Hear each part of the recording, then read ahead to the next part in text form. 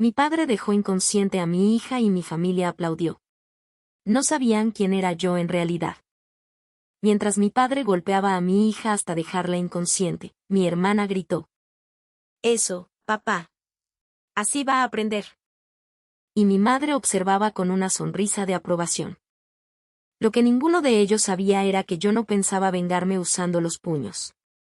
Iba a quitarles algo que para ellos valía mucho más que cualquier golpe. Su dinero, su prestigio, su casa y la vida perfecta de la que tanto presumían. Sostuve el cuerpo inmóvil de mi hija de 6 años entre mis brazos mientras, a lo lejos, el sonido de una ambulancia comenzaba a acercarse. Luna normalmente no podía quedarse quieta ni 5 minutos. Siempre corría, hablaba, preguntaba, inventaba historias. Pero aquella tarde pesaba de una forma distinta.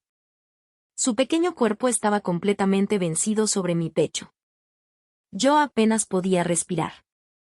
Frente a mí estaba la residencia de mis padres en Zapopan, Jalisco, la misma casa donde había crecido creyendo durante años que algún día conseguiría sentirme parte de aquella familia. En la entrada permanecía mi hermana mayor, Verónica, con los brazos cruzados y una expresión de fastidio. A unos pasos estaba mi padre, Octavio Salgado, de 64 años, acomodándose tranquilamente el cinturón que acababa de utilizar contra su propia nieta. Y detrás de él estaba mi madre, Teresa. Ella ni siquiera miraba a Luna.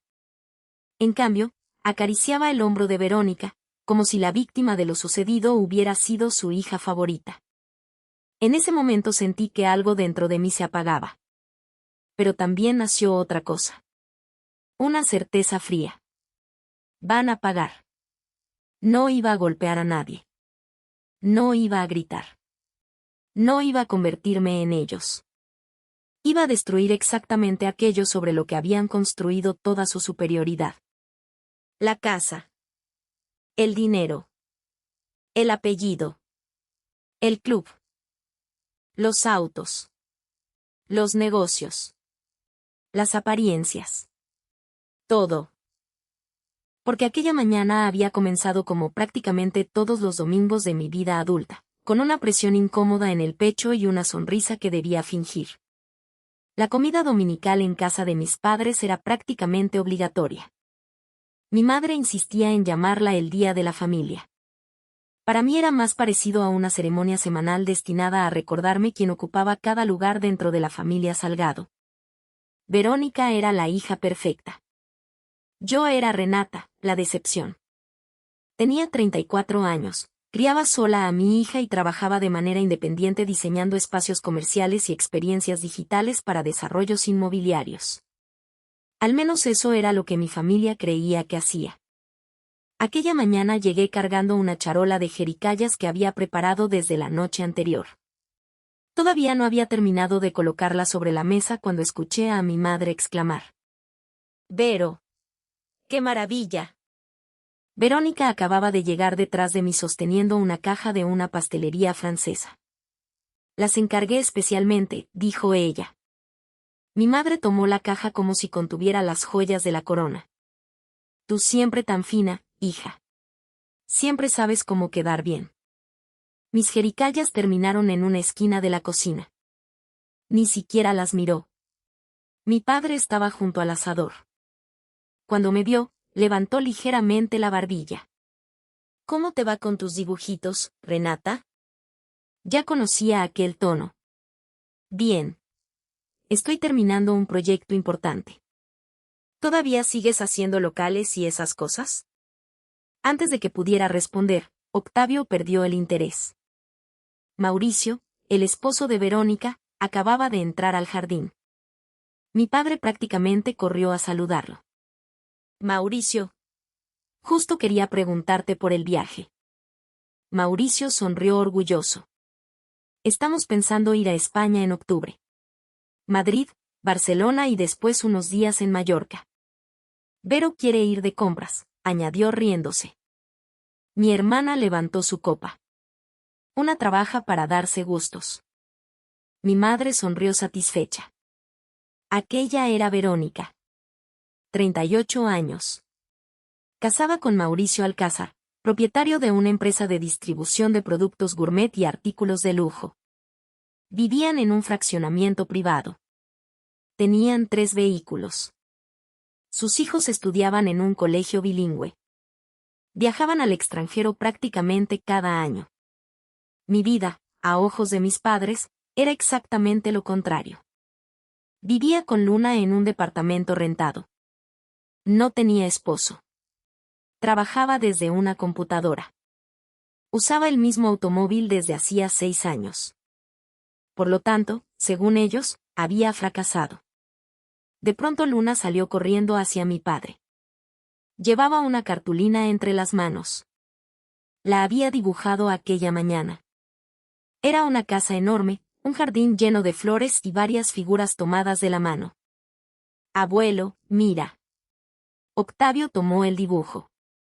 ¿Qué es? Somos tú, la abuela, mi mamá y yo. Mi padre observó la cartulina quizá durante 2 segundos. Ah. La dejó sobre una mesa. Ni siquiera sonrió. Vi cómo cambiaba la expresión de Luna. Regresó hacia mí lentamente. Creo que no le gustó. Me agaché. Claro que le gustó, corazón. El abuelo está distraído con la carne. Mentí. Los niños reconocen mucho antes que los adultos cuando no son queridos. Y Luna llevaba años comenzando a entenderlo. Para mis padres, nosotras éramos una especie de recordatorio incómodo. Yo era la hija que había decidido vivir bajo sus propias reglas. Luna era la hija de una madre soltera. Mientras Verónica recibía aplausos por cualquier cosa, mis logros siempre encontraban alguna manera de hacerse pequeños. Cuando conseguí diseñar la experiencia digital de un complejo comercial completo, mi madre solamente comentó: «Qué bueno que tengas trabajito». Cuando Verónica organizó una cena benéfica para el colegio de sus hijos, mis padres hablaron durante semanas sobre su capacidad de liderazgo. Siempre había sido así. Mis recuerdos podían organizarse como las salas de un museo. Un museo dedicado al favoritismo. La primera sala tenía cumpleaños. Todavía recordaba el 5º cumpleaños de Luna. Mis padres le regalaron un vestido comprado durante una promoción de temporada. Luna estaba feliz. Eso era lo único que importaba. Hasta que 10 minutos después llegó el turno de abrir el regalo de Emiliano, uno de los hijos de Verónica, que tenía casi la misma edad. Mis padres le habían comprado un vehículo eléctrico infantil importado. Costaba más de lo que yo pagaba de renta durante varios meses. La diferencia era tan evidente que aquella noche busqué a mi madre en la cocina. «Mamá, necesito preguntarte algo». «¿Qué?» «No se trata del dinero, pero ¿no crees que la diferencia entre los regalos fue demasiado evidente?» Teresa siguió acomodando platos. «Ay, Renata. Ya vas a empezar». «Solo pregunto». Emiliano es muy inquieto. Ese carrito le sirve. Luna es tranquila y además, ¿dónde meterías tú una cosa así en ese departamento? Fue extraordinario. En una sola respuesta consiguió justificar el favoritismo y recordarme que consideraba mi vida inferior. Yo terminé sintiéndome culpable por haber preguntado. Otra sala del museo estaba dedicada a las oportunidades. A los 22 años encontré una certificación internacional en modelado inmersivo y simulación digital aplicada a desarrollos inmobiliarios. Era exactamente la clase de especialización que podía cambiar mi carrera. Costaba casi 50,000 pesos. No tenía ese dinero. Así que, reuniendo todo el valor que pude, fui con mi padre. «No quiero que me lo regales. Quiero un préstamo». Le enseñé incluso una hoja donde había calculado las mensualidades. Octavio ni siquiera la tomó. «No. Papá, podría pagártelo. No tenemos dinero para ocurrencias». «No es una ocurrencia. Esto puede abrirme muchas puertas». Mi padre soltó una risa seca. «Renata, algún día vas a tener que aprender que no puedes vivir soñando con cosas que están fuera de tu alcance». 2 semanas después, durante la comida familiar, anunció orgullosamente: Le presté 250,000 pesos a Mauricio y a Verónica. Casi dejé caer el vaso. ¿Para qué? Mi hermana sonrió. Vamos a cambiar la camioneta. Mi madre añadió inmediatamente. Es importante cuidar la imagen. Mauricio trata con clientes importantes. La imagen. Siempre la imagen. Para mejorar mi educación no había dinero. Para que Verónica pudiera llegar a un restaurante en una camioneta más nueva sí. Sin embargo, existía un recuerdo todavía más antiguo. Yo tenía 17 años cuando anuncié que quería estudiar diseño industrial enfocado en arquitectura digital y visualización. Mi padre dejó los cubiertos sobre la mesa. ¿Eso qué es? Intenté explicárselo. Prototipos. Espacios. Tecnología. Simulación. Octavio frunció el ceño. ¿Y no puedes estudiar algo normal? Es lo que me gusta. Deberías hacer algo más adecuado para una mujer. Organización de eventos, decoración, algo así. Mi hermana estudiaba relaciones públicas. Mi madre intervino. Tu papá tiene razón. Luego vas a terminar trabajando con puros ingenieros y contratistas. ¿Para qué complicarte? Lo estudié de todos modos. Con becas. Con trabajos. Diseñando presentaciones. Haciendo renders durante las madrugadas. Pero la adolescente de 17 años que quería que su padre estuviera orgulloso nunca desapareció completamente. Y durante años cometí un error terrible. Creí que quizá mis padres podían ofrecerle a Luna el cariño que nunca habían sabido darme a mí. Por eso seguía asistiendo cada domingo. Por eso toleraba comentarios. Comparaciones. Humillaciones. Porque una parte de mí esperaba que Luna consiguiera romper aquella pared. Pero mientras manejaba aquella mañana hacia Zapopan, entendí algo que debería haber comprendido mucho antes. No estaba llevando a mi hija a recibir amor. La estaba llevando exactamente al mismo lugar donde yo había aprendido a sentirme insuficiente. Y aquel domingo ese error iba a cobrarme un precio terrible. Después de comer, el sol todavía caía con fuerza sobre el jardín. Los adultos conversaban bajo la terraza. Los niños jugaban sobre el pasto. Luna estaba sentada debajo de un árbol con Morena entre los brazos. Morena era una muñeca de tela. No era cara. No tenía marca. Había perdido parte del color. Tenía cabello de estambre oscuro y pequeños botones como ojos. Pero para Luna era prácticamente sagrada. Su padre biológico se la había regalado poco después de cumplir un año, antes de desaparecer de nuestras vidas. Luna apenas lo recordaba. La muñeca era una de las pocas conexiones físicas que conservaba con él. Dormía abrazándola. Le contaba secretos. Cuando estaba nerviosa, la sostenía contra el pecho. Yo estaba observándola cuando Jimena, la hija de 9 años de Verónica, se acercó. ¿Todavía juegas con eso? Luna levantó la vista. Sí. Está horrible. Luna abrazó la muñeca. No está horrible. Déjamela. No. Jimena extendió la mano. Te dije que me la prestes. No quiero. Entonces ocurrió. Jimena agarró la muñeca. Luna no la soltó. Las dos jalaron. Escuché cómo se rasgaba la tela. Uno de los brazos de Morena quedó prácticamente desprendido. Durante unos segundos Luna solamente la miró. Después comenzó a llorar. No era un berrinche. Era un llanto profundamente triste. Corrí hacia ella. ¿Qué pasó? Luna me enseñó la muñeca. Jimena se encogió de hombros. No me la quiso prestar. Jimena, rompiste algo que era muy importante para ella. Verónica apareció casi inmediatamente. ¿Qué sucede? Tu hija rompió la muñeca de Luna. Mi hermana miró el juguete. ¿Por eso estás haciendo ese escándalo? Tiene que pedirle perdón. Verónica soltó una risa. Renata, por favor.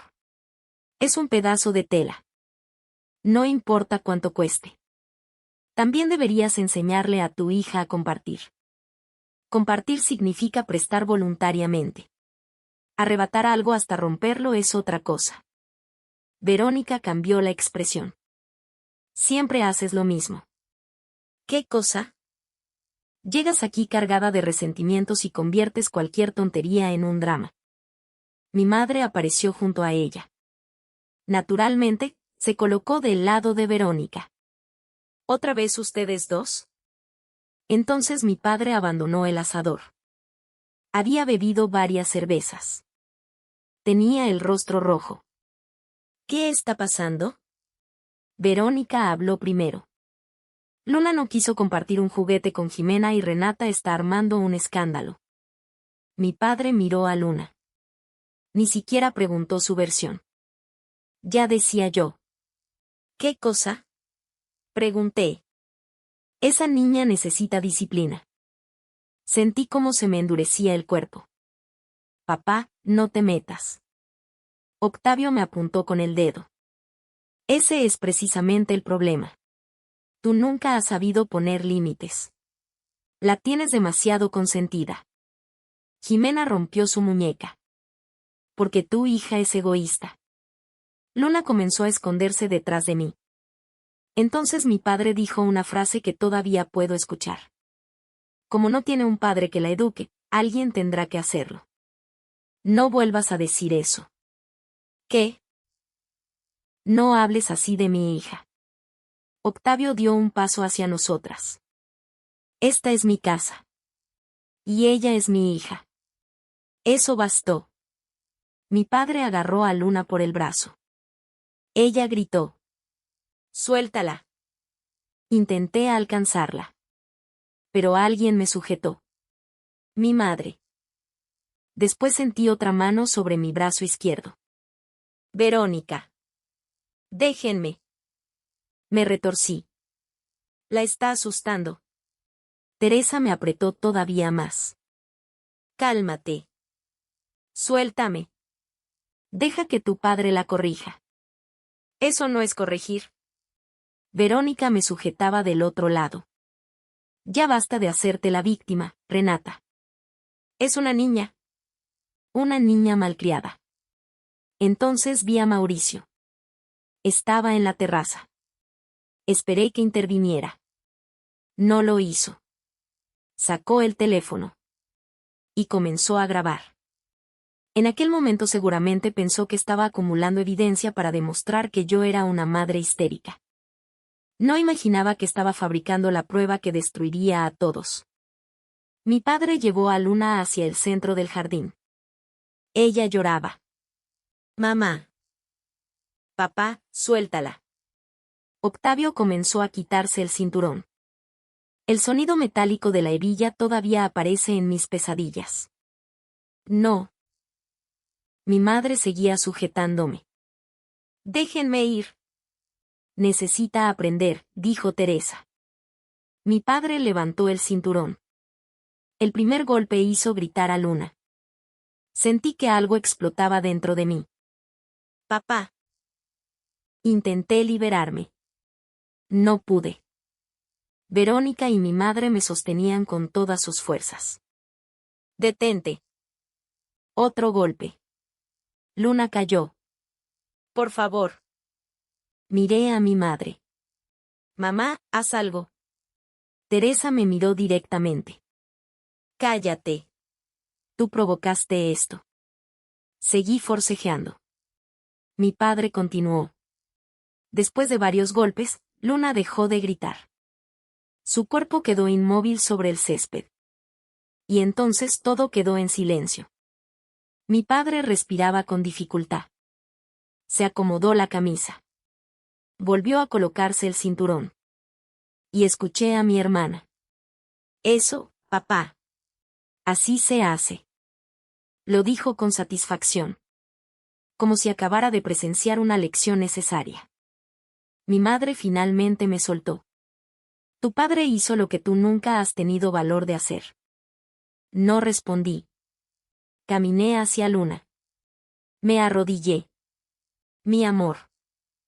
Nada. Toqué su cuello. Había pulso. Débil. Pero estaba ahí. La levanté. Mi padre caminó hacia la terraza y abrió otra cerveza. Teresa le tocó el hombro. No te preocupes. Tenía que aprender. Verónica revisaba su teléfono. Mauricio dejó de grabar. Los miré. Uno por uno. Ya no lloraba. Algo dentro de mí se había convertido en hielo. La Renata que había pasado 34 años intentando ganarse el amor de esa familia murió en aquel jardín. Caminé hasta mi automóvil. Acomodé a Luna cuidadosamente. Llamé a emergencias y conduje hacia el hospital siguiendo las instrucciones que me dieron. Durante todo el camino solamente pensé una cosa. No voy a perdonarlos. Pero tampoco voy a convertirme en ellos. Voy a hacerlo legalmente. Y cuando termine, no tendrán nada. En urgencias, Luna fue recibida inmediatamente. Las marcas que comenzaban a aparecer sobre su cuerpo hicieron que el personal activara el protocolo de protección infantil. Me llevaron a una sala. Una trabajadora social se sentó frente a mí. Necesito que me diga exactamente qué pasó. Lo hice. Sin llorar. Sin gritar. Como si estuviera narrando algo sucedido a otra persona. Cuando terminé, la mujer respiró profundamente. Señora Salgado, tenemos obligación de notificar a la Procuraduría de Protección de Niñas, Niños y Adolescentes y a la Fiscalía. Esto puede constituir violencia familiar y lesiones contra una menor. Notifíquenlos. ¿Estás segura? La miré. Quiero que quede absolutamente todo registrado. Mientras hacían estudios a Luna, saqué mi teléfono.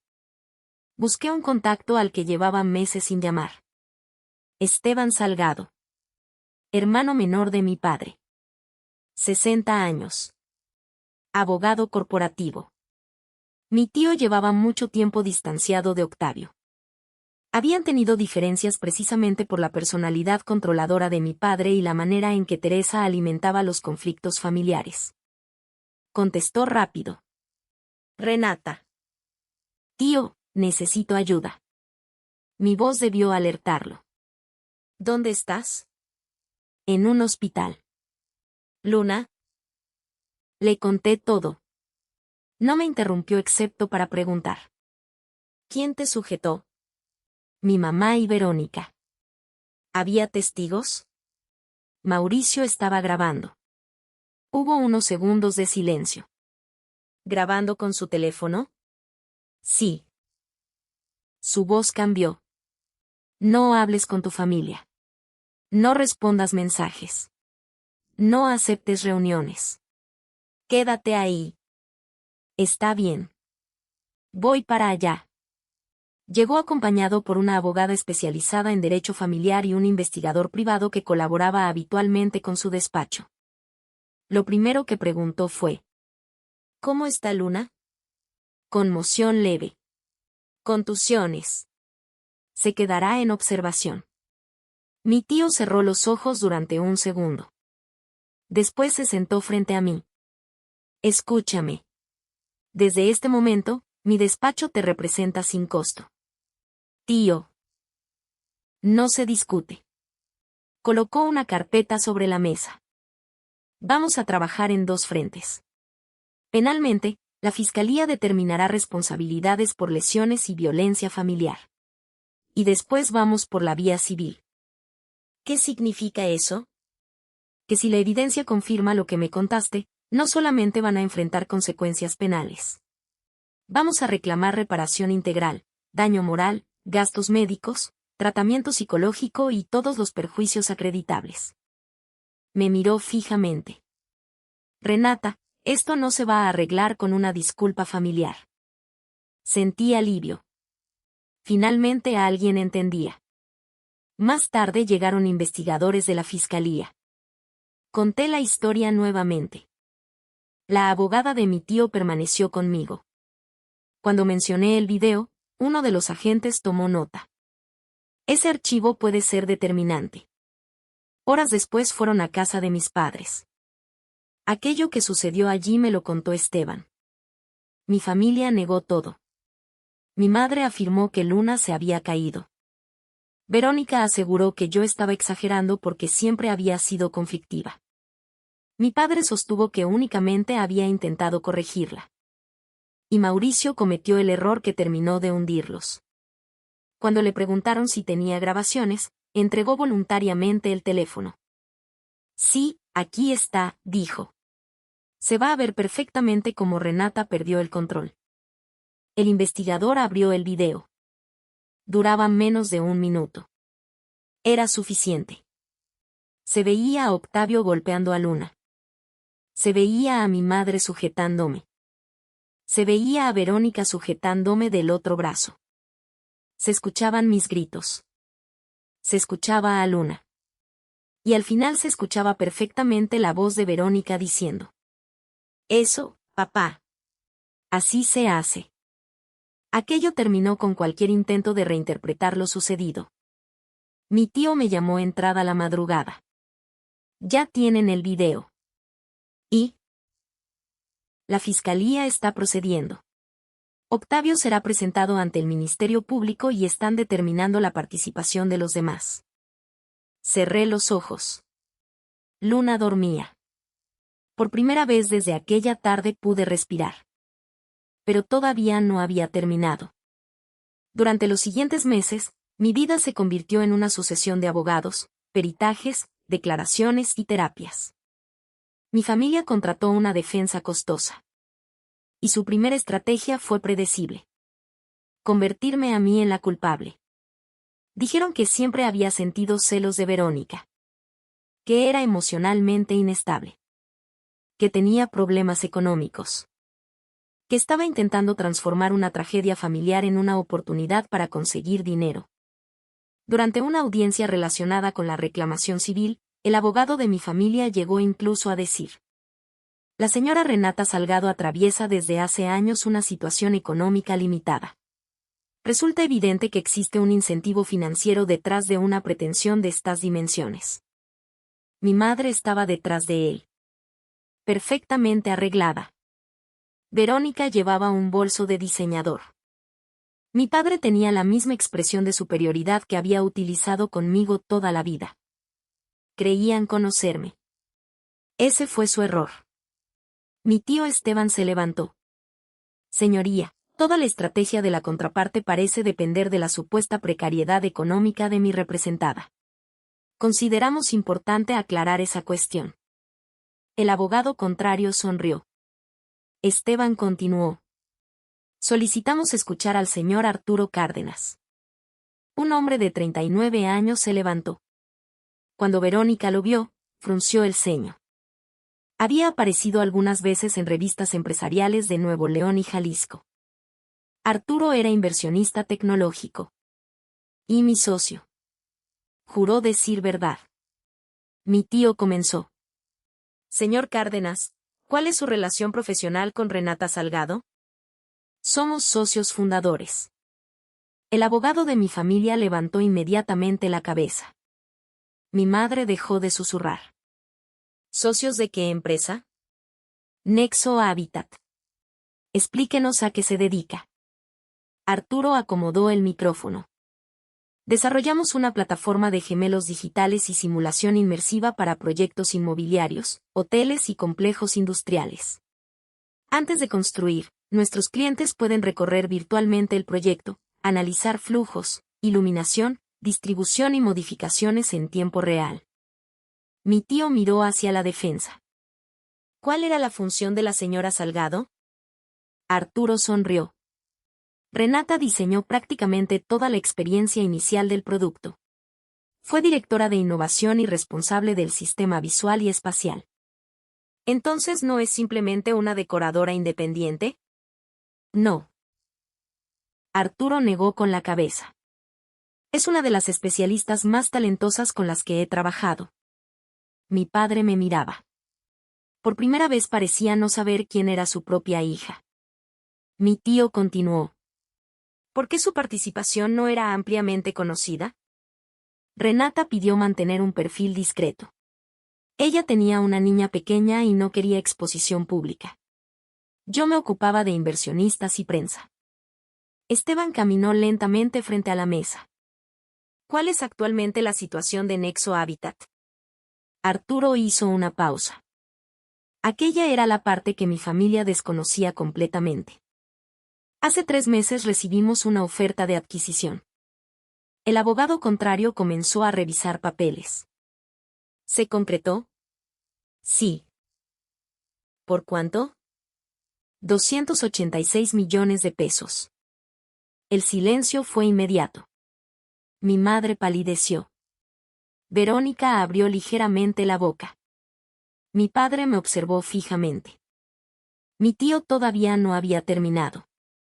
Después de impuestos, compromisos con inversionistas y distribución accionaria, ¿cuánto recibió aproximadamente mi representada?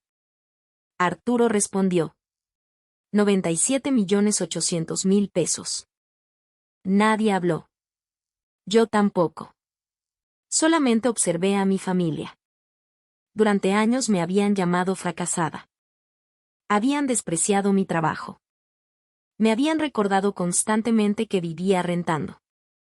Mi padre se había negado a prestarme dinero para estudiar porque debía aprender a vivir dentro de mis posibilidades. Nunca les conté de la empresa. Al principio porque temía que se burlaran. Después porque entendí algo. Si para respetarme necesitaban conocer mi cuenta bancaria, entonces su respeto no valía nada. Por eso continué asistiendo a reuniones familiares vestida normalmente. Manejando mi vehículo viejo. Trabajando desde casa. Dejándolos pensar lo que quisieran. Ahora aquella arrogancia se estaba desmoronando frente a mí. Mi tío miró al juez. Como puede comprobarse, señoría, mi representada no necesita económicamente un solo peso de los demandados. Esta reclamación no busca resolver problemas financieros. Busca reparación y responsabilidad. La estrategia de mi familia murió en aquel instante. Ya no podían presentarme como oportunista. Solamente quedaba el video. La evidencia médica. Los testimonios. Y sus propias decisiones. El proceso penal siguió avanzando. La grabación de Mauricio se convirtió en una de las pruebas principales. No hacía falta explicar demasiado. Las imágenes hablaban. Cuando llegó la sentencia, mi padre estaba irreconocible. El tribunal consideró acreditada su responsabilidad por las lesiones y la violencia ejercida contra Luna. Recibió una pena de prisión efectiva de varios años. Mi madre y Verónica también enfrentaron condenas por su participación y por haber facilitado la agresión impidiendo que yo protegiera a mi hija. Mauricio evitó prisión mediante las condiciones determinadas en su procedimiento, pero recibió sanciones y quedó marcado públicamente por haber observado, grabado y después intentado justificar lo ocurrido. Sin embargo, aquello no terminó en la sentencia penal. Después llegó la reparación económica. Nuestro equipo presentó los expedientes médicos. Evaluaciones psicológicas. Costos de terapia. Daño moral. Afectaciones futuras. Mi psicóloga explicó que Luna había comenzado a despertarse por las noches gritando. Durante meses tuvo miedo cuando veía a hombres mayores usando cinturón. Dejó de querer visitar casas ajenas. Preguntaba constantemente si alguien iba a castigarla. Yo también declaré. Conté lo que significaba escuchar a tu propia hija pedirte ayuda mientras tu madre y tu hermana impiden que puedas alcanzarla. Cuando terminó el procedimiento civil, el tribunal fijó una reparación multimillonaria que, sumada a gastos, responsabilidades y obligaciones derivadas de los diferentes procesos, destrozó financieramente a mi familia. Y entonces comenzó la verdadera caída. Primero mis padres tuvieron que vender la casa de Zapopan.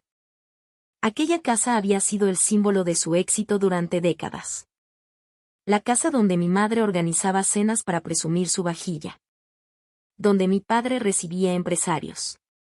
Donde Verónica había celebrado aniversarios. Y donde mi hija había quedado inconsciente sobre el césped.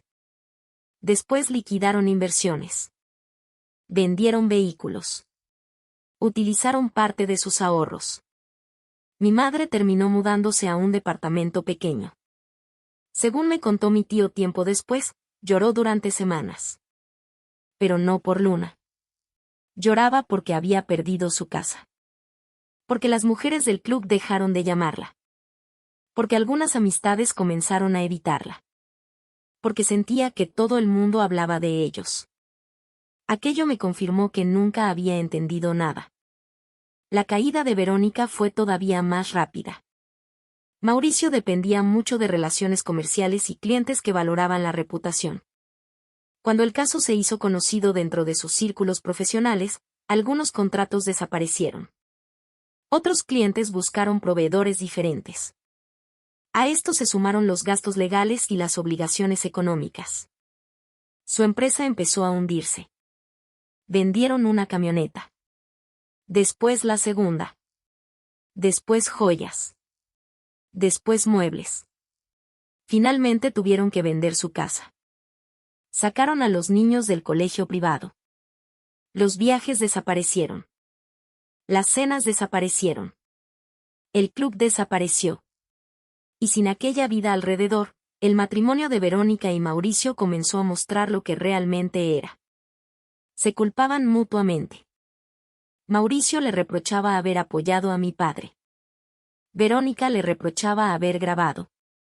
Él decía que si no hubiera existido aquel video quizá todo habría sido distinto.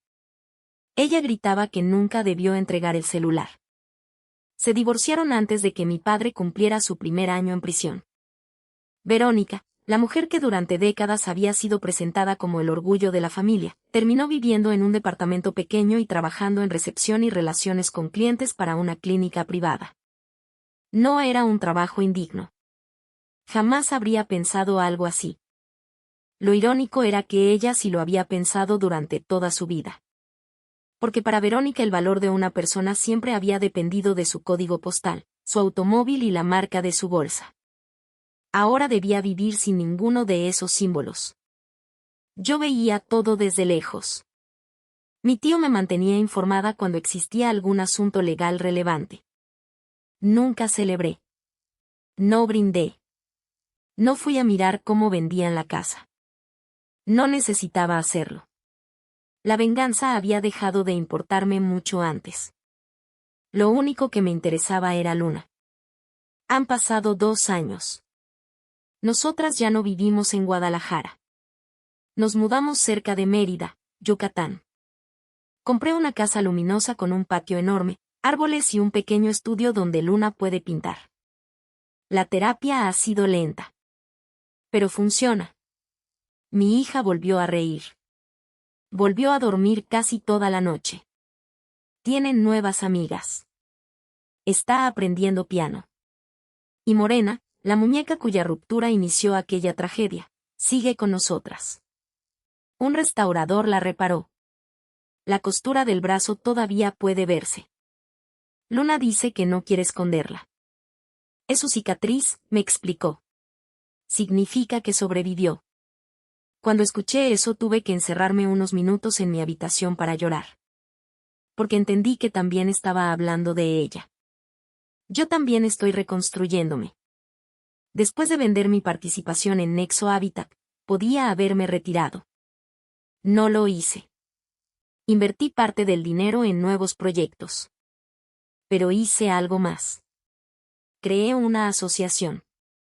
La llamé Casa Morena. Ofrecemos acompañamiento psicológico, orientación jurídica y apoyo temporal a mujeres con hijos que están intentando escapar de entornos familiares violentos.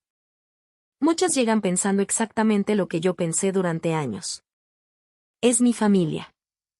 Algún día cambiarán. Los niños necesitan a sus abuelos. Quizá estoy exagerando. Ahora sé que compartir sangre no convierte automáticamente a alguien en familia. Hace aproximadamente un mes recibí una llamada. Número desconocido. Contesté. Bueno. Silencio. Después escuché una voz. Renata. Era mi madre. No hablábamos desde el juicio. Su voz ya no tenía aquella seguridad. Me contó que estaba cansada.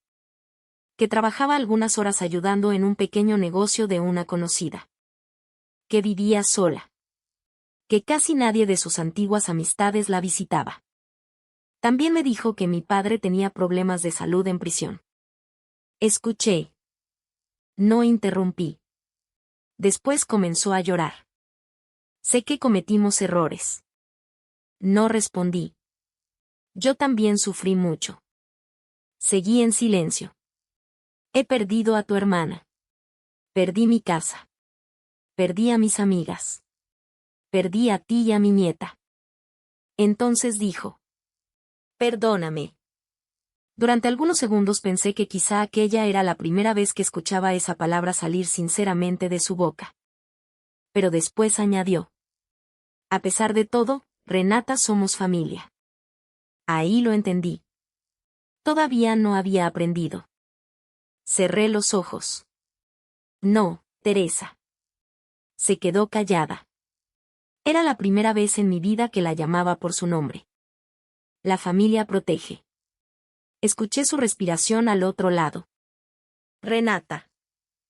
La familia no sostiene a una madre mientras alguien golpea a su hija. La familia no observa satisfecha. La familia no justifica después lo ocurrido. Comenzó a llorar con más fuerza. Era tu padre. Y tú elegiste ayudarlo. Silencio. Tomaste tu decisión aquel domingo. Miré hacia el jardín. Luna estaba corriendo detrás de nuestro perro. Se escuchaba su risa desde la ventana. Ahora yo tomé la mía. Colgué. Bloqueé el número. Y sentí algo inesperado. No odio. No satisfacción. Nada. Mi madre, mi padre y mi hermana se habían convertido en personas pertenecientes a una vida anterior. A veces observo a Luna jugando en el jardín y pienso en todo lo que pasó. Destruí a la familia en la que nací para proteger a la familia que construí. Hay personas que, cuando conocen nuestra historia, dicen que fui demasiado lejos. Que debí aceptar una disculpa. Que debí pensar en mis padres. Que ningún dinero recuperará los años perdidos. Otros me dicen que hice exactamente lo que cualquier madre debería hacer. Yo ya no intento convencer a ninguno.